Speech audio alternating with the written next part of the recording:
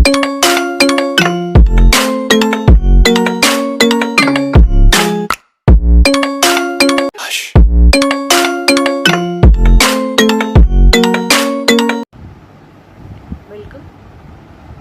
Part third students. आज हम आप लोगों से न्यू बिहेवियरिस्ट क्लार्क लियोनार्ड हल, जो 1884 में पैदा हुए और 1952 में इनकी मृत्यु हुई, इनके संबंध में बात करने के लिए आप लोगों से आई। ये न्यू बिहेवियरिस्ट थे और इनका जो योगदान है साइकोलॉजी के लिए, इनकी लर्निंग थ्योरी, जिसको रीइंफोर्समेंट थ्योरी ऑफ लर्निंग कहते हैं, बहुत ही इम्पॉर्टेंट रही और इसके देने से मनोविज्ञान में ये व्यक्ति बिल्कुल अमर हो गया। तो किसी भी व्यक्ति के योगदान को जानने के लिए हम लोगों को सर्वप्रथम उसकी जीवनी के बारे में जानना होता है, फिर उन्होंने क्या क्या कंट्रीब्यूट किया ये जानना होता है, और उन कंट्रीब्यूशंस को सिस्टमेटिकली ईयर वाइज प्रस्तुत करना होता है, और जिन चीज़ों का कंट्रीब्यूशन मनोविज्ञान के लिए बहुत ही इम्पॉर्टेंट हुआ ये भी देखना पड़ता है। तो आइए आज हम लोग इसका पहला क्लास शुरू करते हैं। इन विद्वानों को एक क्लास में बांधना आसान नहीं है, क्योंकि इनके कॉन्ट्रीब्यूशंस जो हैं वो बहुत बड़े पैमाने पर हैं और very important for the growth of psychology रहे हैं। तो लियोनार्ड हल के बारे में भी हम लोग इसी तरह से पढ़ेंगे कि पहले उनकी जीवनी के संबंध में हम लोग बात करें। तो लियोनार्ड हल का जन्म जो है अमेरिका के एक्रोन में हुआ नामक जगह पे 25 मई को 1884 में हुआ, और टॉलमैन की तरह ये भी इंजीनियरिंग की तरफ गए और फिर वापस आके साइकोलॉजी में इन्होंने अपना स्टडी शुरू किया। और विस्कोसिन यूनिवर्सिटी से इन्होंने पीएचडी की और पीएचडी विश्वविद्यालय में पीएचडी की उपाधि ली, और स्वास्थ्य से बहुत कमज़ोर रहे। आँख इनकी बहुत कमज़ोर थी, पोलियो भी इनको अटैक हुआ जिससे इनका एक पैर बिल्कुल ख़राब हो गया, और ये सारी उनकी फ़िज़िकल डिसेबिलिटी के वजह से कुछ परेशानियां भी आई। लेकिन ये व्यक्ति इतना ज़्यादा स्टडी करने में लीन था कि इन चीज़ों का महत्व बहुत ज़्यादा उनकी लाइफ पे नहीं रहा, लेकिन हेल्थ प्रॉब्लम्स उनको हमेशा लगे रहे। आर्थिक कठिनाइयाँ भी थी, बहुत बार पढ़ाई छोड़ करके इन्होंने नौकरी ज्वाइन किया और फिर अपनी आर्थिक कंडीशंस को सही करके फिर उसके बाद से ये पढ़ाई की तरफ वापस आ रहे थे। कई बार ऐसा करना पड़ा, ऐसा हिस्टोरियंस लिखते हैं इनके संबंध में, हल के संबंध में। लेकिन वर्सेटाइल थे, तो इनके जो कंट्रीब्यूशंस थे, इनके लिखने का 1900 लिखने की जो प्रवृत्ति थी, उनकी किताबों को लिखने की प्रवृत्ति और ये सारी चीज़ें, हिप्नोसिस पर इन्होंने बहुत काम किया। तो 1929 ईस्वी में याले यूनिवर्सिटी या येल यूनिवर्सिटी जो कहिए विश्वविद्यालय में मनोविज्ञान के प्रोफेसर हुए और का पद मिला इनको येल यूनिवर्सिटी में 1929 में। आरंभ में अपनी योग्यताओं को उन्होंने योग्यताओं को मापने की एक मशीन बनाई। जो पहला कंट्रीब्यूशन उनका एज प्रोफेसर ऑफ साइकोलॉजी हुआ कि एबिलिटीज़ को मापने की एक मशीन का निर्माण उन्होंने किया, और सांख्यिकी विधियों, स्टैटिस्टिकल मेथड्स पर भी काम किया। दूसरा काम। तीसरा काम साइकोलॉजिकल टेस्ट्स को विकसित करने पर बहुत बल दिया उन्होंने। साइकोलॉजिकल टेस्ट्स को बनाने के लिए बहुत ज़्यादा बल दिया। तो पहला उनका था कि एक एबिलिटीज़ को मापने की मशीन बनाई, दूसरा उन्होंने किया कि स्टैटिस्टिकल मेथड्स पे बहुत इंसिस्ट किया, बहुत इन्फेसिस किया उन्होंने, बहुत ज़्यादा जोर दिया कि इस साइकोलॉजिकल टेस्ट्स का निर्माण किया जाना चाहिए और स्टैटिस्टिकल मेथड्स जो हैं उसके द्वारा उनकी रिलायबिलिटी एंड वैलिडिटी की बात भी उन्होंने की। तीसरी बात जो उन्होंने की, तीसरा जो उनका काम था, बहुत बड़े तीसरा काम उन्होंने जो किया स्टैटिस्टिकल मेथड्स को इन्हांस करने का, उस वक्त तक उसमें बहुत ज़्यादा काम नहीं हुआ था। एप्टीट्यूड टेस्टिंग पर उन्होंने एक पुस्तक प्रकाशित किया। कब? 1928 में। 1929 में उन्होंने पीएचडी ली थी, लेकिन प्रोफेसर पद उनको येल यूनिवर्सिटी में 1929 में मिला था, लेकिन उससे पहले 1928 में उन्होंने एक एप्टीट्यूड टेस्टिंग प्रकाशित किया, एक बुक प्रकाशित की थी। उन्होंने ये उन्होंने सह संबंध, कोरिलेशन मालूम करने के लिए मशीन का भी आविष्कार किया। यहाँ पर भी उन्होंने एक टूल का डेवलपमेंट करने की कोशिश की कि सह संबंध।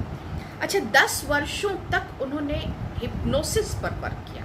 देखिए कितना डाइवर्स है उनके काम करने का तरीका। स्टैटिस्टिक्स भी, साइकोलॉजिकल टेस्टिंग भी, कोरिलेशनल मेथड के लिए मशीन भी बनाना, योग्यताओं को मापने की कोशिश उन्होंने की कि क्या एबिलिटीज़ है ह्यूमन बीइंग में, तो ये भी काम।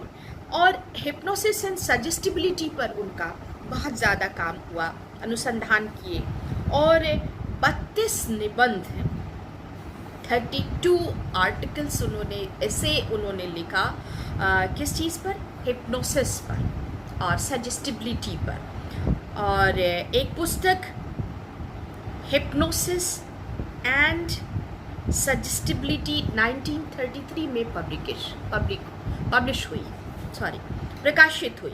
वस्तुनिष्ठ विधियों, ऑब्जेक्टिव मेथड्स तथा फंक्शनल लॉज पर उन्होंने बहुत गहन अध्ययन किया, छानबीन की। आरंभ से ही उनको प्रबल अभिरुचि थी, शुरू से ही वो ऑब्जेक्टिव मेथड्स के बहुत ही ज़्यादा पक्ष में थे।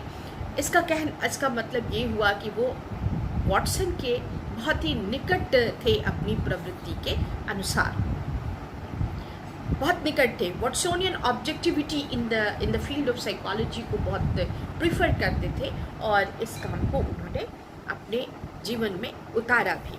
तो बहुत ज़्यादा उससे कॉन्सेप्ट फॉर्मेशन पर भी, प्रत्यय निर्माण पर भी उनका जो अध्ययन था वो बहुत बड़े पैमाने पे हो रहा था। और ये इन चीज़ों को वो हमेशा टारगेट, तो वो वर्सेटाइल थे, वेरियस फील्ड्स में अपने वर्क्स को कर रहे थे और ऑब्जेक्टिव मेथड्स पे उनका ट्रस्ट ज़्यादा था। उनके इंट्रोस्पेक्टिव मेथड को उन्होंने बहुत प्रायोरिटी नहीं दी थी, शुरू से ही ऑब्जेक्टिव मेथड को ही वो पसंद करते थे। चलिए आगे चलते हैं। तो प्रत्यय निर्माण, फॉर्मेशन जो है, कुशलता, व्यवहार कुशलता, इन सारी चीज़ों पर वो एक्सपेरिमेंटल मेथड द्वारा प्रयोगात्मक अध्ययनों से शोध जीवन आरंभ किया उन्होंने। और 1927 में जब उन्होंने पहली बार 1927 में जब पहली बार पैवलोवियन कंडीशनिंग को जब उन्होंने पढ़ा, जब उस पर अध्ययन किया, तो उसमें ऐसे लीन हो गए कि व्यवहार का एक व्यवस्थित सिद्धांत विकसित कर दिया। व्यवहार का एक व्यवस्थित सिद्धांत ही विकसित कर दिया। कंडीशनिंग से भी बहुत प्रभावित हुए, ऑब्जेक्टिविटी से और कंडीशनिंग से बहुत प्रभावित हुए। साइकोलॉजिकल टेस्ट के लिए बहुत ज़्यादा सजेस्ट किया और correlational method and statistical methods को बहुत इन्हांस किया। मैं बार बार इस बात को दोहराऊंगी कि हल ने इन सब चीज़ों पे इतना ज़्यादा काम किया कि जब कंडीशन मेथड जो कि एक्सक्लूसिवली पैवलोव का द्वारा निर्मित है, उस पर जब उन्होंने अध्ययन किया तो इतने ज़्यादा प्रभावित हुए कि उन्होंने व्यवस्थित सिद्धांत उत्पन्न कर दिया। किस चीज़ के? व्यवहार का एक व्यवस्थित सिद्धांत विकसित किया। ठीक है, उन्हें विश्वास हो गया कि सभी उच्च स्तरीय जटिल व्यवहारों की व्याख्या अनुकूलन के आधार पर हो सकती है। जितने भी कॉम्प्लेक्स बिहेवियर्स हैं उनका अगर हम एक्सप्लेनेशन करें तो उस एक्सप्लेनेशन में हमको कंडीशनड मेथड या कंडीशनिंग मेथड से बहुत फ़ायदा मिल सकता है और मिलता है। ये बात भी बिल्कुल फर्म थी। 1940 ईस्वी में उन्होंने अपने 5 सहयोगियों के साथ मिलकर 5 सहयोगियों के साथ मिलकर mathematico deductive theory of rote learning, रटन विद, जो रटने की जो प्रवृत्ति होती है उसको, उस पर एक 5 सहयोगियों के साथ मिलकर उन्होंने एक पुस्तक लिखा। ये पुस्तक बहुत ही जटिल थी, इसलिए इसका मार्केट में बहुत वैल्यू नहीं हुआ और बहुत सारे लोगों ने इसको पढ़ने की जहमत नहीं उठाई। ये बुक बहुत ज़्यादा नहीं चली। तो 1943 में उनकी पुस्तक व्यवहार के नियम, प्रिंसिपल्स ऑफ बिहेवियर, कब आई? 1943 ईस्वी में प्रिंसिपल्स ऑफ बिहेवियर प्रकाशित हुई, जिसमें सभी प्रकार के व्यवहारों की व्याख्या के लिए अत्यधिक परिष्कृत सिद्धांत प्रस्तुत किया। बहुत ही खूबसूरत थ्योरी जो उन्होंने दी और जिसे अधिगम का प्रबलन सिद्धांत या रीइंफोर्समेंट थ्योरी ऑफ लर्निंग कहते हैं। और इस सिद्धांत की प्रस्तुति ने हल को मनोविज्ञान के फील्ड में अमर सिद्ध कर दिया। तो ये उनके इतनी जीवनी है, उनके कॉन्ट्रीब्यूशन से। और हल के व्यवहार का व्यवस्थित सिद्धांत, सिस्टमेटिक थ्योरी ऑफ बिहेवियर, हल ने व्यवहार का एक सिस्टमेटिक थ्योरी ऑफ बिहेवियर भी प्रस्तुत किया जो उद्दीपन प्राणी अनुक्रिया, स्टिमुलस ऑर्गेनिज्म एंड रिस्पॉन्स के मेथड पे काम करता है, वस्तुनिष्ठ अनुरूप है। SOR किसका था? टॉलमैन ने भी SOR को कहा था, SR वॉटसन के थे। तो बिहेवियरिस्ट होने के बावजूद टॉलमैन एंड हल दोनों ने ही अपनी कॉग्निटिव थ्योरी टॉलमैन की एंड रीइंफोर्समेंट थ्योरी हल की। इन दोनों ने स्टिमुलस और रिस्पॉन्स को डायरेक्ट व्यवहार उत्पन्न करने वाला नहीं मान के स्टिमुलस, ऑर्गेनिज्म एंड रिस्पॉन्स के पैटर्न को अपनाया। मगर यहाँ पे थोड़ा सा डिफरेंस है टॉलमैन और हल में, वो ये कि टॉलमैन ने रीइंफोर्समेंट को बिल्कुल ही नकार दिया था। उन्होंने कहा कि नहीं, रीइंफोर्समेंट का कोई वैल्यू नहीं। लेकिन यहाँ तो थ्योरी का नाम ही रीइंफोर्समेंट है हल के अनुसार।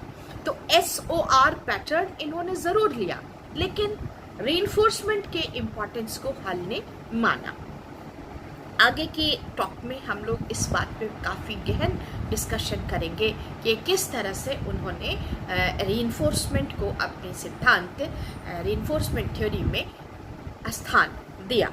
ये लर्निंग का थ्योरी था और लर्निंग की थ्योरी थी और सिस्टमेटिक थ्योरी ऑफ बिहेवियर प्रस्तुत की जो उद्दीपन में इस अनुसार है। उनके अनुसार वातावरण कोई उद्दीपन देता है, उनके अनुसार वातावरण कोई उद्दीपन देता है जो वस्तुनिष्ठ यानी ऑब्जेक्टिव एंड प्रेक्षणीय यानी ऑब्जर्वेबल होता है। इस उद्दीपन के प्रभाव से प्राणी एक अनुक्रिया देता है, प्राणी एक अनुक्रिया देता है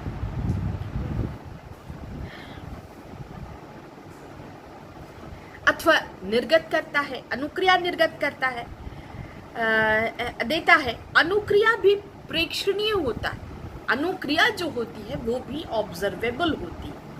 हल ने उद्दीपन अथवा निवेश इनपुट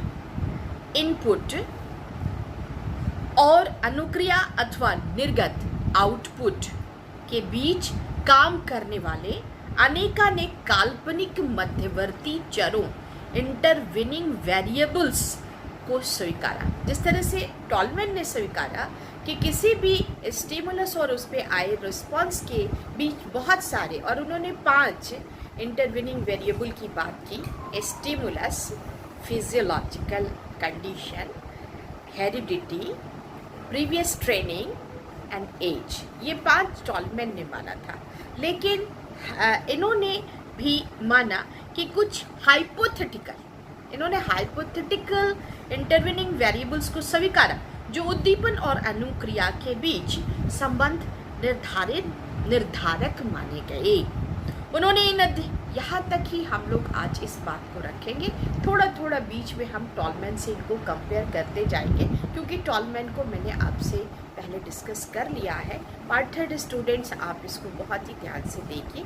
ये भी न्यू बिहेवियरिस्ट है और बहुत ही इम्पॉर्टेंट इनका योगदान रहा है साइकोलॉजी के क्षेत्र में, और ये अमर हैं अपनी theory reinforcement theory of learning के कारण। हम एक बार फिर इस वीडियो में ये रिकैप कर देते हैं कि इन्होंने कौन कौन सा कंट्रीब्यूशन किया। पहले तो इन्होंने मनोविज्ञान में टेस्टिंग्स, साइकोलॉजिकल टेस्टिंग्स पर बल दिया। फिर स्टैटिस्टिकल मेथड्स को इन्होंने बहुत इन्हांस करने की कोशिश की। फिर इन्होंने एबिलिटीज़ को मेज़र करने का प्रस्ताव किया कि किस में कितनी एबिलिटी है, इसको मेज़र करने का एप्टीट्यूड टेस्टिंग पर इन्होंने प्रेशर किया। चौथा इनका एप्टीट्यूड टेस्टिंग पर प्रेशर किया। इन्होंने हिप्नोसिस एंड सजेस्टिबिलिटी पर बुक भी लिखी और उसको भी बहुत ज़्यादा प्रेशराइज किया कि हिप्नोसिस भी और सजेस्टिबिलिटी भी किस तरह से। तो इन्होंने काउंसलिंग को भी इनडायरेक्ट वे में काउंसलिंग को भी बहुत योगदान दिया कि कैसे हम किसी व्यक्ति के मानसिक माइंड ट्रेनिंग कर सकते हैं। अभी का वर्तमान समय जो है वो माइंड ट्रेनिंग पर बहुत ज़्यादा प्रेशर कर रहा है। How to train the mind of human being, और उनको किस तरह से उनके एटीट्यूड, एप्टीट्यूड, ओपिनियन और उनकी सारी जो ये है ओपिनियन को उनके चेंज किया जाए और बदलती हुई कॉम्प्लेक्स सोसाइटी के साथ उनको एडजस्ट कराया जाए। तो ये भी सजेस्टिबिलिटी एंड हिप्नोसिस के माध्यम से संभव था। तो हल्का वहाँ पर भी उन्होंने बहुत स्पष्ट रूप से इस पर बहुत काम करके नहीं दिखाया, लेकिन उनका ये काम जो उन्होंने 1927, 28, 29, 30 में किया और येल यूनिवर्सिटी में प्रोफेसर हुए। उसके पहले ही उन्होंने सजेस्टिवली एक्टिव ऑब्जेक्टिव मेथड्स पे उनका बहुत ध्यान था। और फिर कंडीशनिंग, पैवलोव की कंडीशनिंग भी जब उन्होंने स्टडी करी तो इस स्टडी के द्वारा उनके अंदर एक विश्वास जागा कि जितने भी व्यवहार हैं उनको कंडीशनड मेथड द्वारा हम एनालाइज कर सकते हैं। तो ये उनके कॉन्ट्रीब्यूशंस हुए। उन्होंने एक ऐसी पुस्तक भी लिखी जिसका बहुत ज़्यादा प्रचार नहीं हो सका और बहुत ज़्यादा सक्सेस नहीं हो सकी due to the complexity of that book. बहुत ज़्यादा जटिल किताब थी जो लोगों की समझ में शायद नहीं आई, और हो सकता है कि जब समाज उस बुक को समझे तो उसके भी बहुत ज़्यादा फ़ायदे हों। उस किताब का नाम था mathematico deductive theory of rote learning रटंत मेथड जिसको कहते हैं। बहुत सारे बच्चे हमारे समझ के कॉग्निटिव यूज़ करके पढ़ते हैं और बहुत सारे बच्चे चीज़ों को गबल कर जाते हैं रटने के माध्यम से। तो इसको भी, उस पर भी उन्होंने किताब लिखी, लेकिन ये बहुत कॉम्प्लेक्स बुक थी जिस पर उनका कोई बहुत अच्छा रिस्पॉन्स इस किताब पे नहीं मिला। लेकिन उन्होंने 1943 ईस्वी में उनकी पुस्तक व्यवहार प्रिंसिपल्स ऑफ बिहेवियर आई। उनकी पुस्तक 1943 में प्रिंसिपल्स ऑफ बिहेवियर आई, जिसमें उन्होंने जिसमें सभी प्रकार के व्यवहारों की व्याख्या के लिए अत्यधिक परिष्कृत सिद्धांत, सभी प्रकार के व्यवहारों के, जितने भी तरह के व्यवहार ह्यूमन बीइंग करता है या कोई भी ऑर्गेनिज्म करता है, उसके लिए उन्होंने एक अधिगम का सिद्धांत, जिसको रीइंफोर्समेंट थ्योरी ऑफ लर्निंग कहते हैं, वो प्रस्तुत किया और मनोविज्ञान के क्षेत्र में अमर हो गए। ये उनका एक छोटा सा इंट्रोडक्शन है। और हल ने व्यवहार का एक व्यवस्थित सिस्टमेटिक थ्योरी ऑफ बिहेवियर भी प्रस्तुत किया। और उन्होंने जो उद्दीपन, प्राणी और अनुक्रिया, जस्ट लाइक टॉलमैन, उन्होंने इसी तरह से माना कि अनुरूप है। और उनके अनुसार वातावरण कोई उद्दीपन देता है जो वस्तुनिष्ठ, जो उद्दीपन किस तरह का होता है, वस्तुनिष्ठ होता है और ऑब्जर्वेबल भी होता है। इस उद्दीपन के प्रभाव से प्राणी कोई रिस्पॉन्स देता है।